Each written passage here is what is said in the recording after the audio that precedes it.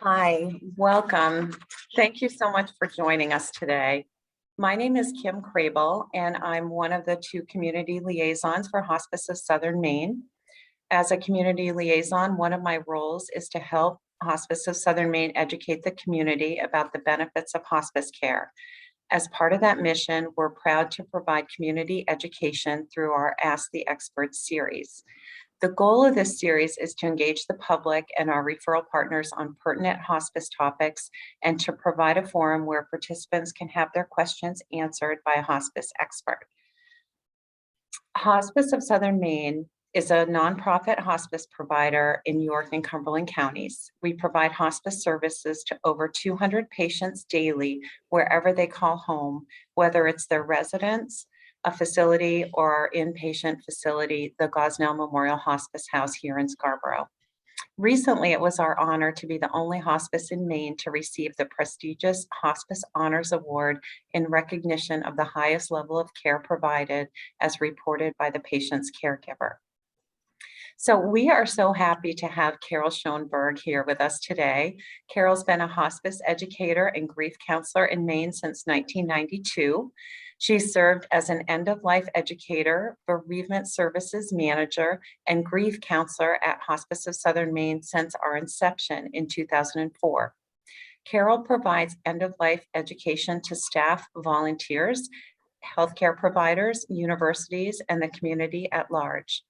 Certified as an advanced care planning facilitator trainer through the Respecting Choices program at Gunderson Lutheran Hospital in La Crosse, Wisconsin in 2001, she believes strongly that helping people talk about their choices for end-of-life care can make a huge difference in the way families experience the dying process. Her experiences working with the dying and the bereaved have inspired and taught her much about the resiliency of the human spirit.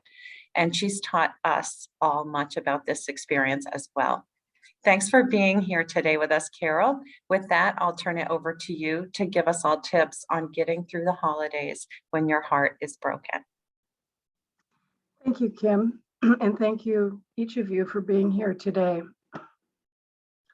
If you've recently lost a central person in your life, the holiday season is always hard, always. Over the years, many clients have told me, I wish I could just go to sleep a week before Thanksgiving and not wake up until January 2nd. 30 years ago, I moved from my lifelong home in California to Maine and had only been working in hospice for 2 years when my 82-year-old mother, still living in California, was diagnosed with stage 4 breast cancer that had metastasized to her liver. I flew out to her home in Davis, California to spend a week with her and get her set up with hospice before returning home to my husband and 2 young children in Maine, knowing my mom was in the capable hands of my 2 brothers and their wives, as well as her large circle of friends who loved her. Mom and I had made a pact some years earlier that she would let me care for her at the end of her life, and that this now meant she would come to Maine, a place she visited a few times a year and loved. Her hospice nurse assured me she would let me know when things started to change with Mom, and she felt the time was limited when Mom could still travel. Spending her last Thanksgiving with my brothers and their families, Mom arrived at our home in Maine with a dear friend on November 30th and died 10 days later on December 10th, 1994, 2 weeks before Christmas. Knowing Christmas was her favorite holiday as well as my birthday, we put up the tree and had the house fully decorated when she arrived. And this included having her stocking well packed. Mom had spent every Christmas with my husband and me for 20 years, including after we moved to Maine. Our children were 4 and 10, and they were once again excited to know that Grandma Rose was coming to spend the holidays with us. I had told them she was dying and that she probably wouldn't be with us by Christmas Day. but that we would start celebrating the holidays the minute she arrived. My 4-year-old son ran up to greet his grandma with a hug and said, "Mommy says you're going to die." To which she replied, "Yes, Noah, I am. We all will one day." The next day, we drove 30 miles in a snowstorm to Portland to take Mom to an oncologist colleague who had agreed to be her doctor. The following day, the hospice nurse arrived to meet Mom and do the transfer paperwork from the hospice in California. 4 days later, the hospital bed arrived, and 4 days after that, Mom was gone. An interfaith family, we celebrated both Hanukkah and Christmas. We were already a few days into Hanukkah when Mom arrived, so we created a beautiful space with the menorah to light the candles, sing the blessings, and share a small gift each night, with the kids snuggled up next to her on her bed. Christmas cards filled with love and good wishes from her many friends hung from the beams in her bedroom. In the days that followed, we sat on her bed as she opened the gifts in her Christmas stocking, the part of Christmas she loved best. There were lots of tears and also laughter during those 10 precious days. 3 days after Mom died, we held a small memorial service in her bedroom for the 4 of us and a handful of Maine friends who knew and loved her. Her ashes were in the ceramic urn my husband made and painted with an image of Mom riding a horse through a field. My daughter and I sang Bright Morning Stars, and a hospice colleague led the service. 12 days later was Christmas and my first birthday without her. It was a blur. I did not want to engage in anything. Nothing in me wanted to celebrate the day. All I wanted to do was stay in bed, but we had 2 young children, and this did not feel like an option. We made Grandma's favorite Christmas dinner, the one I grew up eating. We shared our favorite Christmas memories of her. We said prayers for her before our meal. Each of us thanked her for the love she had given us and said what we would miss most about her and what we had learned from her. We cried a lot and laughed as well. It was a Christmas unlike any I had known before or since, rich and meaningful in unexpected ways. We honored Mom and our grief, and we got through the day better because of it.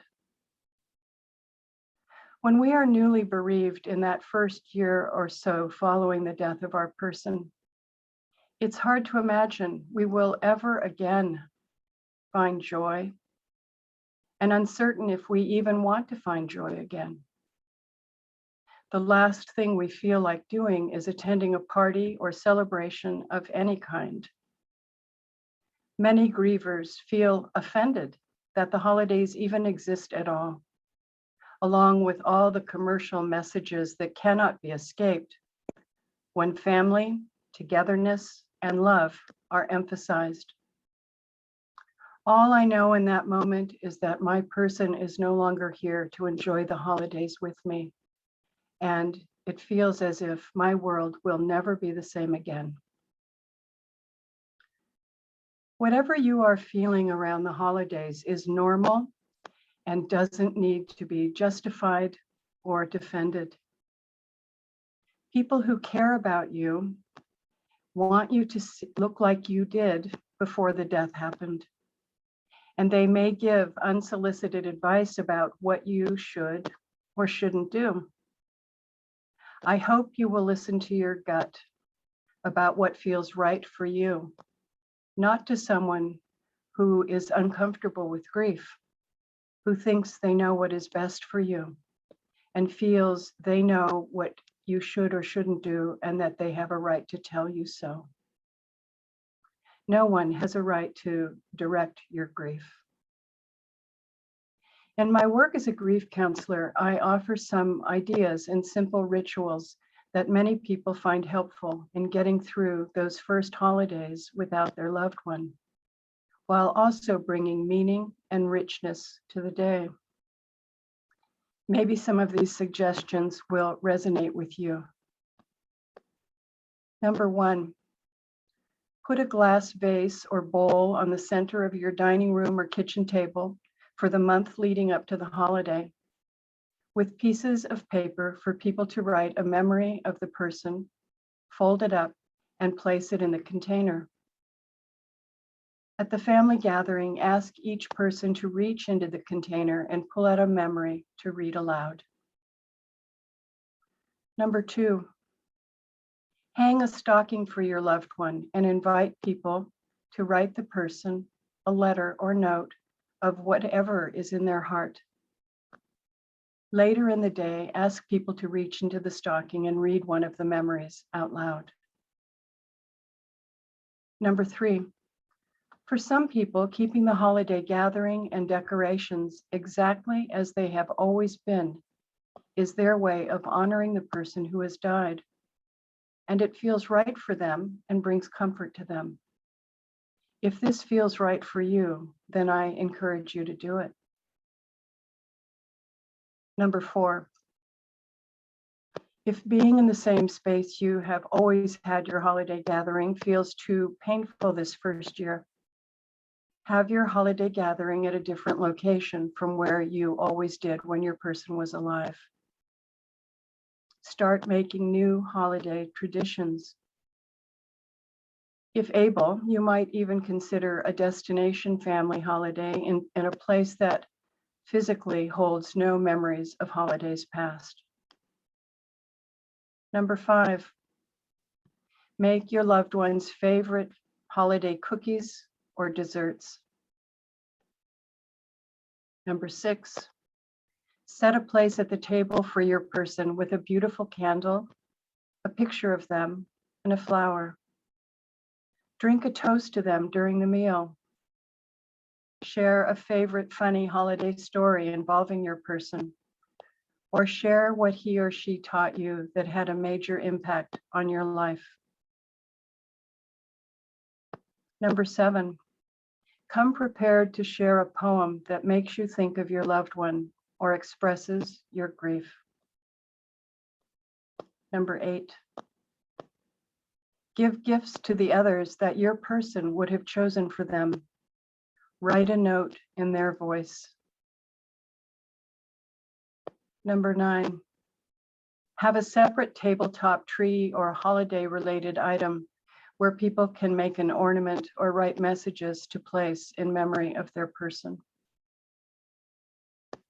Number 10, make time to take care of yourself in the hustle and bustle of the holidays. To do nothing. Give yourself permission to say no to invitations that feel overwhelming. Don't listen to people who say, you need to do this, it would be good for you. They are projecting their grief attitudes onto you, and they don't know you as well as you know yourself. Don't apologize for your grief. When the tears come, let them come. It takes too much effort to stuff them down, and it isn't healthy. It's not your responsibility if your grief makes people uncomfortable. They don't have to look. Remind yourself that your grief is the purest form of love and praise for your person. It is the very essence of what it means to be human. In the beginning of our grief, we don't believe healing will ever take place. But little by little, our grief is softened, and we start to learn how to carry it as we begin to move forward. Eventually living more than just surviving. Folding this loss into our lives, and once again, finding more and more moments of meaning and joy. Be willing to allow and acknowledge sadness when it appears during the holidays, and also to embrace joy when it arises, no matter how fleeting it might be. Spontaneously laughing at something funny or delighting in the actions of a child does not mean you are not grieving and missing your loved one. My wish for you this holiday season is that you do what truly feels best for you, and to know you have the capacity for resiliency within you to find this difficult time manageable and to find your way through it. Remember that tears, letting others love you and care for you, and reaching out for support are signs of strength. We are here for you at Hospice of Southern Maine. Thank you.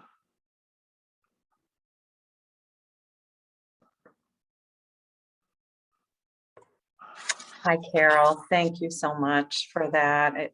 It was lovely to hear the ways to honor the loved ones that we miss, as well as honoring ourselves through the holiday. I think that's really helpful. We had asked people when they registered to send us questions that they might have, since you're one of our experts. The question, people are who are online, you can send us a chat question if you'd like, but I'm going to go through some of the questions that were sent in when people registered.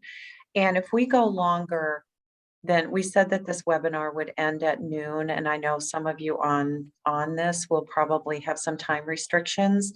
After the webinar is over, since we've recorded it, we are going to put it on our website probably tomorrow, and it's askhospiceexperts.org. You can go and see this as well as other ones that we have pre-recorded. So if you have to jump off, you still can participate and hear the answers. So Carol, here is a really difficult one. The first question is, what can you say to a person who lost a child recently? Yes, it is difficult. I think if for those of us who are parents, it is our greatest fear, thinking that we could lose a child. I think what is most helpful is to begin by saying to the person, if you know the child's name, use it. I'm so sorry to know that John died. And to just let that sit for a moment. There's not a lot of clever, wonderful things we can say, but letting someone know that we're acknowledging their loss, that we are with them, and that don't say things that you can't do. And most grievers would say the things they find the least helpful are, if there's ever anything I can do, just let me know. When we are deep in grief, the hardest thing is we don't even know what we need. No idea. And that's always what grievers tell me.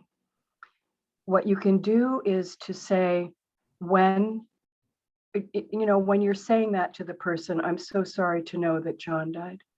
You might just gently touch them on the arm. Don't just assume they want a hug. Be especially mindful and try as best you can to be sensitive to their body language.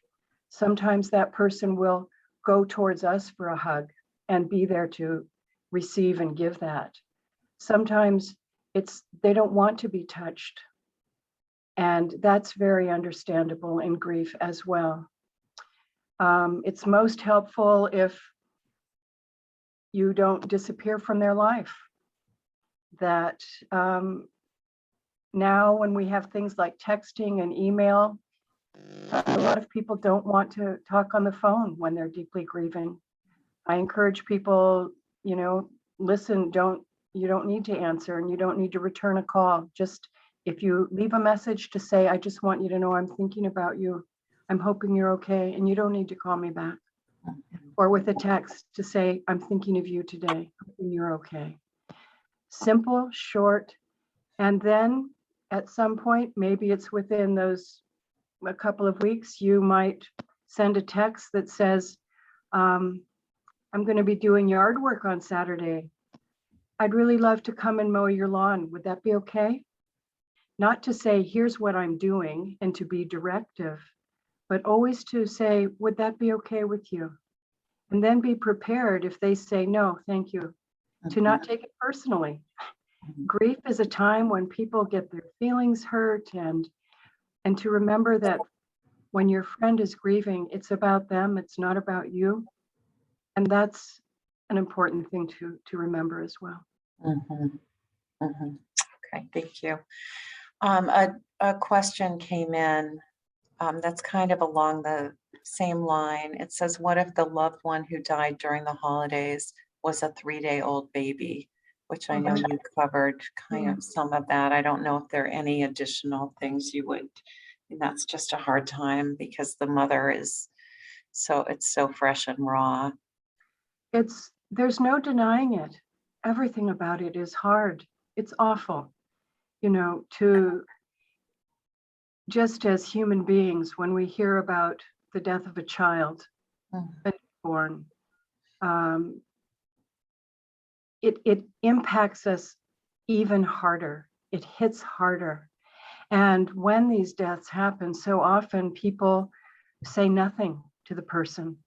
Because we say, I don't know what to say. I don't know what to do. I'm scared. I'm scared I'll say the wrong thing. I think to acknowledge the loss, you have no idea how far that goes unless you've been on the receiving end of it. But once again, I find most people don't want someone to pick up the phone and call and say, oh my gosh, I heard what happened. Newly bereaved people, especially a traumatic death, like the death of a 3-day-old baby, or not all death is traumatic, but some is, some are. And so say something, send the card that says, I'm so sorry to know you lost your baby. I'm holding you in my heart. Love. That's something simple is always better. And one thing that is hard for grievers is when they are trying to share a loss with us and we sort of do kind of grief one-upsmanship. And we say, oh yeah, my mom died too. Or just to remember when you are with a griever, this is their time. And they'll know if you're present to them or not. Thank you. Here is a question about the holiday too, a little different. What gifts can you give someone who is dying? I find I have never known a dying person that wanted presents. They don't want gifts. They want the gift of yourself. If you can, the things that I just talked about, those are the gifts. We often think we have to give some tangible something to somebody. Most people, many people, when they're dying, especially those who are able to acknowledge that they're dying, to move toward their dying with a kind of grace, often they're giving things away. I've known many people who will call all their friends together and say, I'd like you to come on Saturday, bring a potluck, and I'm going to have all my scarves out there and I want you to take one home. Or I'm going to have all the jewelry on the dining room table. I want you to take something you love. Many people die with grace and are able to transform the lives of everyone around them and teach all of us as they're doing this. So if your question is, what can I give them? Think of what you can give them of yourself, not of a gift, a tangible gift. That's nice. People probably saw in the chat that Kathy Adams said that her mom's been gone for 5 holiday seasons. She says on year 2, my sister had fleece-lined wool mittens made for the whole family out of old sweaters that mom had made in her retirement years. How sweet is that? And it's so beautiful. And that's giving a gift in the memory and honor of your person who died. Yeah, that's Beautiful. lovely. Here's another one for you. How do you ease sadness for a friend who has recently experienced a huge loss? And I know that you talked about this a little. I don't know if you Yeah. want to add anything to that. I would just say that when we love somebody and we watch them grieve and we see how the grief has diminished them in their energy, in their spirit, in every way, we want to do something. We want to fix them. We want to heal them. We want to take it away. And I think it's so important to know that is not within my power. It just isn't. You know, we as human beings, we have an infantile belief, if you will, that we're powerful. And when it comes to grief and dying, we discover very quickly we are not powerful. Mhm. So what you can do for that friend who is grieving is be a good listener. You know, in the same way as just let them know whether in something they don't have to respond to if they don't want to. Mhm. You know, that text or email or card, I'm thinking of you and sending love. And I'm here for you if you want to get together at any point, if you want a listening ear. You know, that's what we can do. And it feels we're helpless. We feel helpless when someone we love is grieving. It's not Yeah. about doing, it is really all about being with grief. Yes. Okay. That's great. Um, Here, there are a couple different takes on this. Chat just came in, as well as a question that was submitted about a family issue. And the first one is, how do you handle it when you're going through this grief and your family pressures you to join events that you really don't want to attend? Yeah. Well, that's the piece, you know, where I'm encouraging you to always listen to your gut and because you know what feels best for you. And grief is not a time to take on the burden of doing something I know is not going to be right for me. And in families, it can be pretty dicey. You know, our family dynamics don't change all of a sudden because our person has died. So if I live in a family that's, you know, more of an open family where everybody knows each other's differences, they're respected, they're allowed, then this will be less of a problem because a person is able to say, you know, I'm just not ready for this year right now, and I know I will be at some point, but I'm not now, and I hope you understand. Others in that family are going to say, I understand, and in families where the dynamics have been hard for our whole lives, they're going to be heightened and exacerbated now that a family member has died. So, you know, we talk about different grieving styles in families. And just because we're in the same family doesn't mean we grieve the same. So some of us are grievers who are more in touch with our feelings and we're going to talk about them. Others are more private and I can't and I'm not going to talk about it.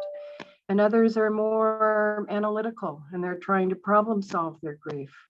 So it can be a really difficult time. I wouldn't just encourage everyone to say, I can't do that this year. I'm just not ready. The other thing is, if you're going to go somewhere for a holiday and you're on the fence about it, hopefully the host or hostess, wherever you're going, is someone that you feel comfortable saying to, you know what, I'm gonna give this a try. My heart's not really in it, but I'm going to try. And I want you to know that if I quietly get up and leave the table, and is there a room where I can go to lie down, close the door, just have some quiet space where no one's going to worry about me, and know that when I'm ready, I'll rejoin the group. if you have somebody who says, absolutely, we can make that happen for you, then that's a really safe place to go, knowing that you have this kind of out, this kind of plan B, if it just feels overwhelming. That's a great idea. That's hopefully everyone who's in that situation has a friend like that if they're going to an event. That's really important. This is along that same line of family issue. It says, how would you celebrate?